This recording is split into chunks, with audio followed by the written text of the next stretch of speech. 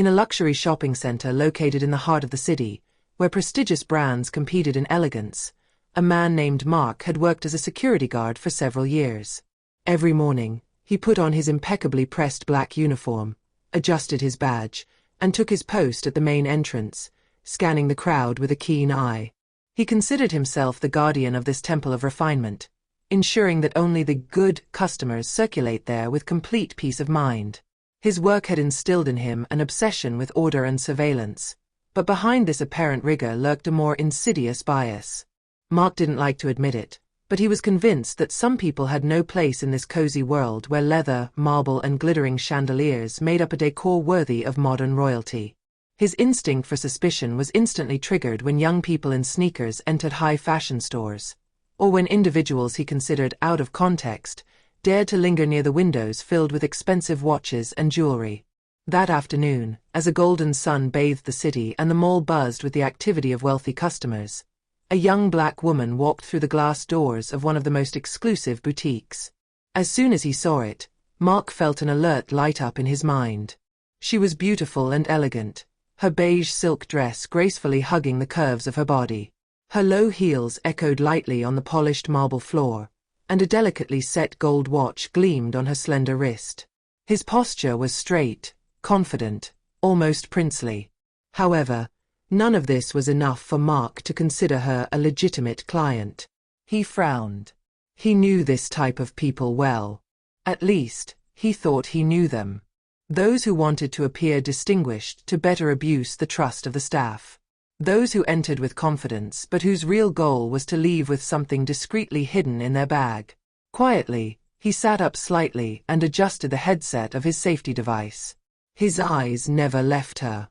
Amaya, on the other hand, was completely unaware of the attention she had attracted. She walked slowly through the store, enjoying the luxury of the decor. The rows of jewelry sparkled under the dim lighting, reflecting the wealth and opulence of the place. She stopped in front of a display of diamond-studded rings.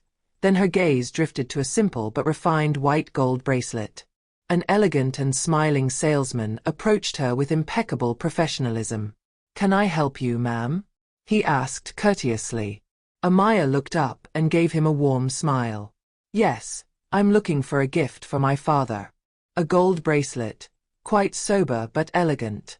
The seller immediately agreed. "Of course, I have a few models to offer you." He turned to the counter, opened a secure drawer and took out several bracelets, which he carefully arranged on a black velvet cushion. Amaya observed the jewelry with interest, letting her fingers delicately touch the precious metal. On the other side of the store, Mark had stopped pretending to watch the other customers.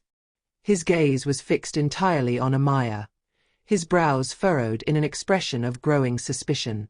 And then, what he feared happened. Amaya took one of the bracelets between her fingers, weighing it slightly. Mark did not wait any longer. With a quick and determined step, he crossed the store in a few seconds and suddenly placed himself in front of her, his face closed with outraged severity. "Put that down right away," he growled in a loud voice that startled the other customers. The dry, authoritative tone surprised Amaya, who looked up at him, stunned. "Excuse me?"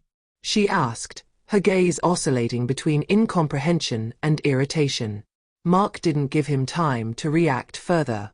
"Don't play this with me. I saw you trying to slip this bracelet into your bag." His voice cracked like a whip in the cozy atmosphere of the store. The salesman, still next to Amaya, opened his mouth, trying to intervene, but Mark's intransigent expression dissuaded him. Around them, the other customers had stopped shopping, captivated by the scene unfolding before their eyes. Murmurs began to rise. Amaya felt a flash of heat rise to her face. She stared at Mark, searching in his eyes for a rational explanation for this sudden aggression. But what she saw instead was contempt. A familiar contempt. The one that had been addressed to her too often in certain spaces where she was immediately judged by the color of her skin before even listening to her words. A shiver of icy anger ran down her spine, but she refused to give in to the emotion. She slowly looked down at her hands. The bracelet was still there, visible and intact. His bag, for his part, hung neatly on his shoulder, closed.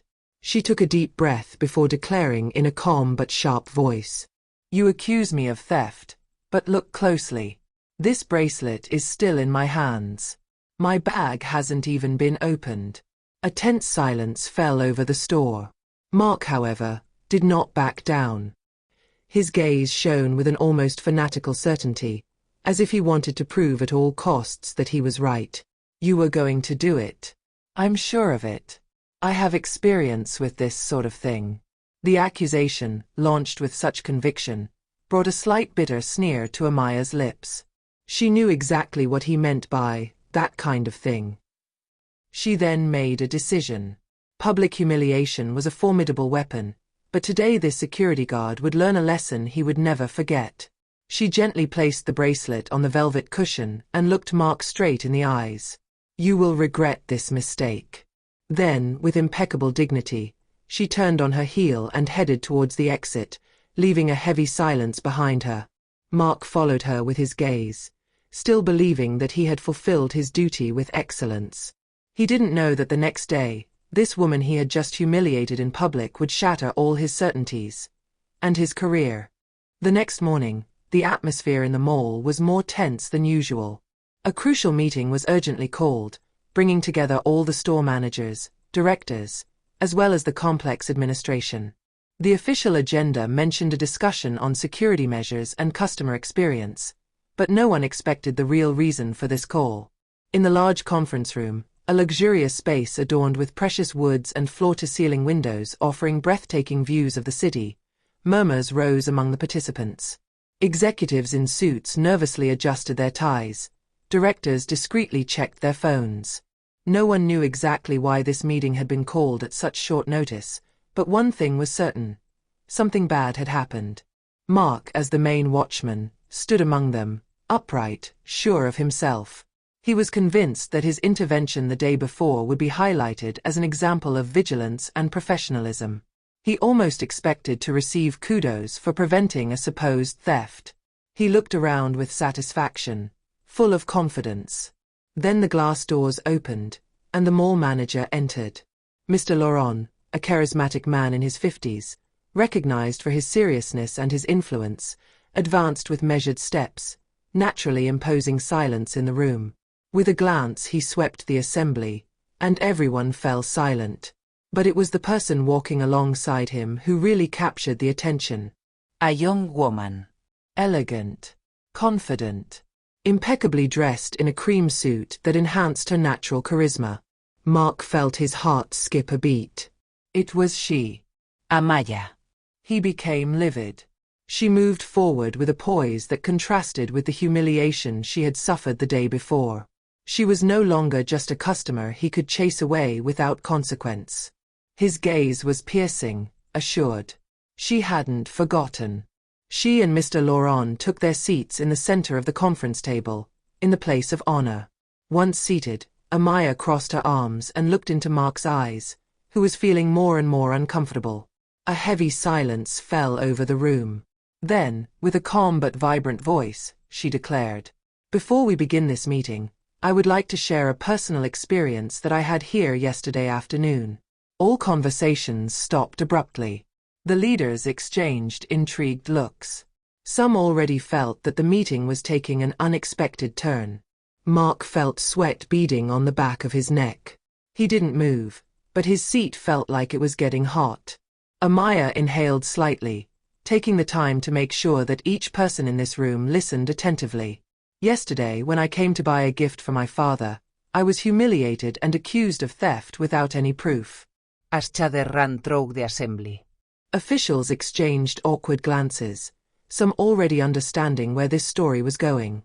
"A security guard verbally assaulted me, then physically kicked me out in front of everyone, simply because, according to him, I could not be a legitimate customer in a luxury store." A general murmur arose. Some turned to Mark. Mark, paralyzed, felt his breath shorten. He wanted to protest, but his throat was dry. Silence fell again as Amaya slowly turned her head towards him, her gaze filled with relentless intensity. "That security guard was you." Mark felt the ground give way under his feet. his stomach knotting as if he had just received a violent blow to the chest. His face turned pale, and a cold sweat slowly slid down the back of his neck. Every beat of his heart echoed in his head like a war drum. Mr. Laurent, who until now had remained impassive, slowly sat up in his leather chair, crossing his fingers on the table with icy mastery. His eyes, usually full of kindness when he spoke to his employees, were now hard, sharp as a blade. He stared at Mark with an intensity that made the security guard shudder. "Mark, do you know who this young woman is?" he asked in a sharp voice, each word weighing like an impending sentence. Mark opened his mouth, tried for a moment to articulate a response, but no sound came out. His throat was dry, his tongue paralyzed. He shook his head slowly. Mr. Laurent left an unbearable silence before declaring. "She is my daughter." An icy chill ran through the assembly. An invisible shockwave seemed to pass through the room. Some directors exchanged troubled looks, others lowered their eyes, as if they feared being associated with Mark's attitude. Mark felt his body freeze. He blinked several times, unable to process this brutal revelation. "Your daughter?" he finally stammered, as if still hoping it was a bad joke. But Mr. Laurent's impassive face confirmed to him that he was not dreaming. The silence that followed was more crushing than 1,000 reprimands. Mr. Laurent took a deep breath, containing cold anger before continuing. "You treated my daughter with contempt and violence, without even trying to understand who she was." His voice was implacably firm. "And if you did it to her, that means you've definitely done it to others. How many customers have you humiliated like this? How many people have you judged on their appearance before even giving them a respectful look?" Mark opened his mouth to protest, but Mr. Laurent raised his hand, cutting off any attempt at justification. "I will never tolerate such behavior in my establishment." He paused, then slowly turned his head towards his personal assistant. "Mark is immediately fired." A shocked breath ran through the assembly. The security guard felt his world collapse. "Make sure he leaves the premises by the end of the day." The word sounded like a death knell. Mark flinched. He desperately tried to cling to something, to an explanation that could alleviate his fate. "Sir, he stammered. "I thought I was just doing my job. I wanted to protect the store." But his voice was shaky, and his words rang hollow in the face of the gravity of the situation. Before Mr. Laurent even responded, Amaya slowly stood up. She walked with measured steps towards him and stopped right in front of him. His gaze was calm, but imbued with a strength that Mark could no longer ignore. She looked into his eyes, reducing him to a mere spectator of his own fall. "Your work," she said in an icy tone, "it was to protect the customers, not to judge who had the right or not to be here." She paused, letting the weight of her words fall on him like an irrevocable sentence. "You publicly humiliated me, and today you are suffering the consequences." Mark felt his breathing become more difficult. She then turned towards the assembly, her gaze scanning the room, as if to ensure that everyone understood the significance of this moment. "What happened to me yesterday is just one example of the prejudices that many people face every day." A discreet murmur ran through the directors, some lowering their heads, others nodding slightly, as if they were becoming aware of a reality that they had ignored for too long. "It's time for this to stop." A respectful silence followed his statement. Mark could no longer say anything.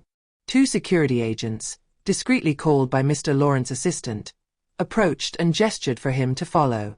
Mark cast a desperate look around him, searching for support, for a voice that would plead in his favor. But no one moved. All the employees, all the executives, all those who had been around him until now looked at him with a cold distance. There was no more respect. No more status. Only a silent disgrace. Then, with a hesitant step, he stood up, his shoulders slumped, and followed the agents towards the exit. In the hallway, as he walked under the furtive glances and whispers of his colleagues, he realized that he hadn't just lost his job. He had lost face. Lost respect. Lost everything he thought was his place. And the worst part was that he only had himself to blame. Back in the meeting room, Mr. Laurent regained his composure and refocused the attention of the assembly on the importance of respect and inclusiveness in his establishment. But Amaya was no longer listening. She got up discreetly and left her father's office. A light breeze was blowing down the hallway when she stopped for a moment, taking a deep breath. She was not smiling out of triumph. She smiled because she had just proven an essential thing. Justice, although late, always triumphs in the end.